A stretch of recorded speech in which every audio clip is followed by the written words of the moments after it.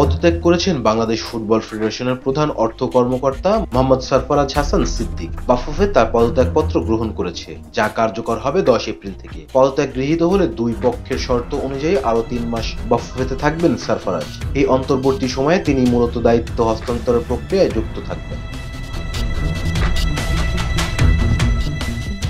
নতুন প্রধান অর্থ কর্মকর্তার দায়িত্বে নিয়ে এসেছেন সৈয়দ আমিরুল। এতদিন তিনি কর্মকর্তা ছিলেন বাফুফের ফাইন্যান্স বিভাগে।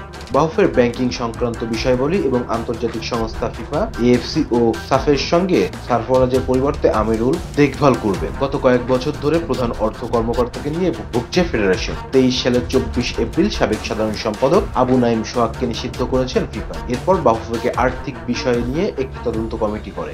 সেই তদন্ত কমিটির কাজের মধ্যেই জুন-জুলাই মাসে তৎকালীন প্রধান অর্থ কর্মকর্তা আবু হোসেন পদত্যাগ করেন। আবু হোসেন পদত্যাগ করার কয়েক মাস পর সরফরাজ হাসান প্রধান অর্থ কর্মকর্তা হিসেবে নিয়োগ দেন কাজী সালাউদ্দিন। সোহাগ ফিফা থেকে নিষিদ্ধ হওয়ার পর বাফুফেকে তদন্ত কমিটি আবু হোসেন দায়ী খুঁজে পান। সেই পদত্যাগ প্রতিবেদনের আগেই তিনি পদত্যাগ করে চলে যান এবং সালাউদ্দিনও সেই পদত্যাগ গ্রহণ করে প্রশ্নের মুখে পড়েছিলেন।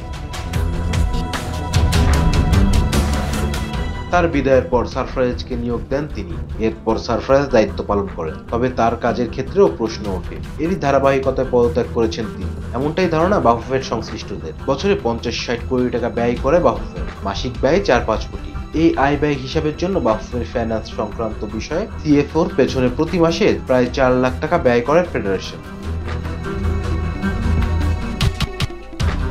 Rezwan Islam, B sports.